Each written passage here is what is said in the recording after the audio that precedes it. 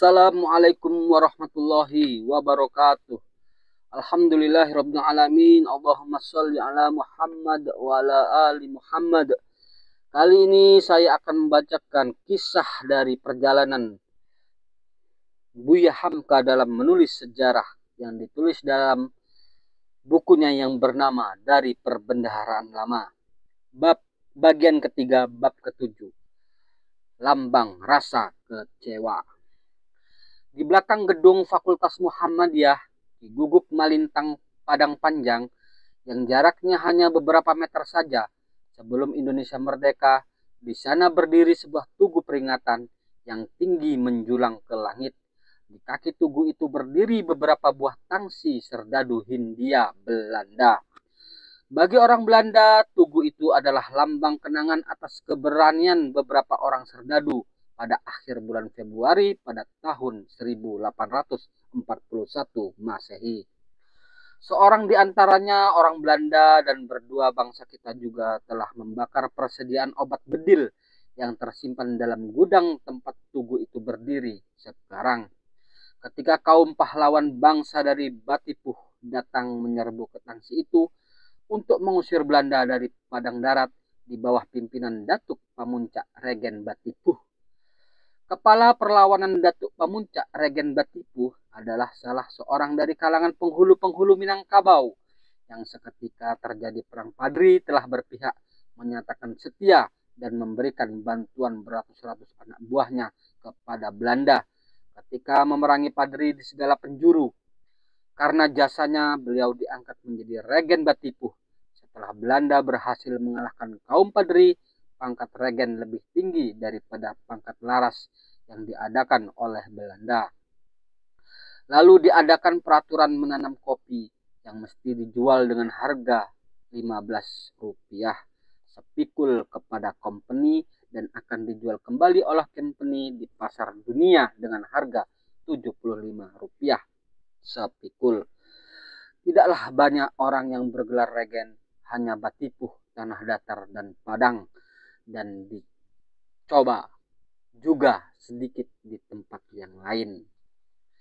Dengan besluit keputusan Gubernemen pada tahun 1833 Masehi, beliau diangkat menjadi Regen Batipuh, diberi gaji Rp500 per bulan, dan diizinkan mengibarkan bendera Belanda di hadapan rumahnya.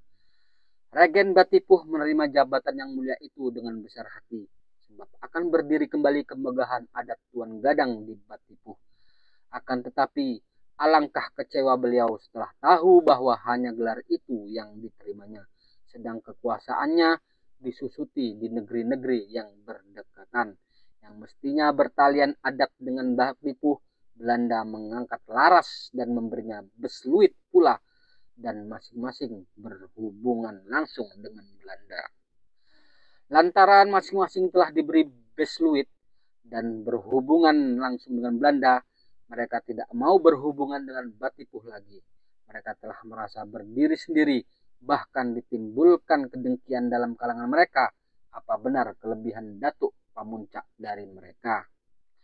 Bertambah kecewa hati Regen setelah Residen mengangkat pula seorang kontroler Tuan Kumandur di Batipuh, katanya untuk membantu Regen mengatur negeri, padahal mencabut kuasa dari tangan Regen. Kian lama kian timbul rasa kecewa, tidak sepadan balasan yang diterima dengan jasa yang telah dicurahkan. Boleh dikatakan susu telah dibayar dengan air tuba. Kekecewaan hati penghulu, Tuan Gadang atau Regennya telah dirasai pula oleh hulu balang Batipuh, sehingga untuk menutup malu mereka bersedia menghadapi segala kemungkinan. Daripada hidup bercermin bangkai, lebih baik mati berkalang tanah. Di Padang Panjang Belanda telah mendirikan tangsi yang besar, dan Padang Panjang adalah termasuk negeri Batipuh juga, termasuk wilayah gunung yang menurut adat bertali ke Batipuh. Untuk peringatan pertama, alamat perlawanan dimulai. Seorang pedagang Cina yang berdagang dari Padang Panjang ke Batu Sangkar membawa banyak barang-barang, disamun orang di pintu angin dan dibunuh, sebab Cina termasuk orang-orang yang dekat dengan Belanda. Kejadian itu pada tanggal 22 Februari 1841 Masehi. Mendengar berita itu bersiaplah Belanda sejak dari Padang untuk memadamkan pemberontakan. Pada tanggal 24 Februari 1841 Masehi, mulailah kaum pemberontak dari Batipuh pukul 5 pagi mulai mengepung tangsi dan menyerang benteng kompeni di Padang Panjang. Suatu perlawanan yang hebat terjadi. Dengan gagah perkasanya pahlawan-pahlawan dari Batipuh menyerbu. Belanda bertahan dalam benteng. Bantuan dari Padang belum juga datang. Sebanyak 47 orang serdadu Belanda bersama 44 orang anak-anak dan perempuan terkepung di dalam. Ketika fajar tanggal 24 Februari 1841 Masehi, matahari telah membayang terbit dari balik gunung Merapi semarak alam Minangkabau, dan rasa ngeri seluruh isi tangsi mendengarkan pahlawan yang mengepung menyerukan sorak Allahu Akbar saat menyerang gugup Malintang itu tidak pecah lagi antara kaum adat dengan kaum agama, sehingga dalam hitungan sejarah Belanda pertempuran di Guguk Malintang masih dalam rentetan perang Padri juga. Ya, kaum adat dan kaum agama telah bersatu kembali setelah percuma persatuan negeri mereka telah kalah. Oleh karena kepungan belum berhenti dan bantuan dari Padang belum juga datang, dengan diam-diam beberapa serdadu Belanda yang berani pada malam yang kedua telah dapat mengeluarkan perempuan dan anak-anak yang 44 orang itu dengan diam-diam dan sembunyi. Lalu dari sebelah barat berjalan dengan sangat hening melalui sungai Andok, diikuti oleh serdadu-serdadu yang telah kehabisan peluru dan lapar. Setelah selesai, orang-orang itu diselamatkan. Serdadu yang tinggal, seorang Belanda dan 2 orang serdadu bangsa kita bertahan di dalam benteng dengan keyakinan bantuan dari Padang akan datang juga. Pahlawan Batipuh melihat sudah lemah pertahanan dan bedil tidak banyak berbunyi lagi, menyangka bahwa pertahanan ini telah lemah. Mereka akan memulai serangan umum yang menentukan. Setelah serangan umum itu dimulai dan bantuan dari Padang tidak datang juga, dan pahlawan-pahlawan Batipuh yang gagah berani telah nampak memimpin pasukannya hendak memanjat dinding benteng, tidak ada jalan lagi bagi mereka, hanya membakar benteng itu sehingga meletuslah mesiu dan obat bedil yang ada di dalam. Hancur porak-poranda dan mereka sendiri pun ikut mati. Pahlawan Batipuh tidak mendapatkan apa-apa lagi.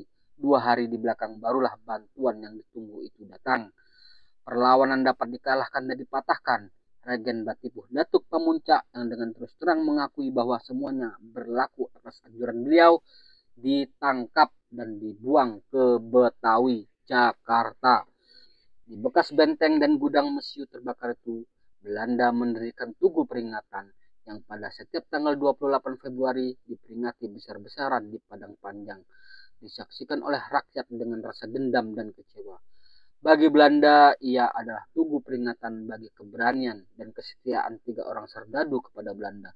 Dan bagi bangsa Indonesia Minangkabau di Batipuh adalah lambang yang lebih mendalam maknanya, yaitu jangan tertipu oleh janji yang muluk-muluk, karena setiap janji yang muluk-muluk kadang-kadang hanyalah bujuk rayu supaya kita menyerahkan leher kita akan disembelih. Pada waktu penulis masih kecil di Padang Panjang, hampir setiap tahun menyaksikan serdadu berpakaian kebesaran berbaris dengan penuh khidmat di tempat itu. Bunyi musik bertalu-talu. Di zaman Jepang, batu peringatan itu telah mereka runtuhkan. Sekarang bekas tugu peringatan itu masih ada. Sebuah munggu ketinggian, tidak berapa meter jauhnya dari gedung Fakultas Muhammadiyah, tempat penulis memberikan kuliah-kuliah Islam. Guguk Malintang, Padang Panjang, awal tahun 1957 Masehi. Demikianlah kisah yang ditulis oleh Buya Hamka berkaitan tentang kisah lambang rasa kecewa, yaitu dari seorang pahlawan yang bernama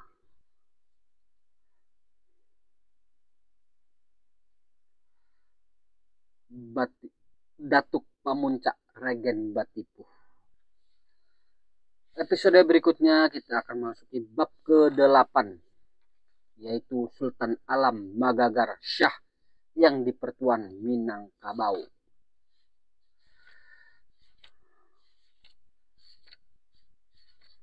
Subhanakallahumma wa bihamdika asyhadu an la ilaha illa anta astaghfiruka wa atubu ilaik. Assalamualaikum warahmatullahi wabarakatuh.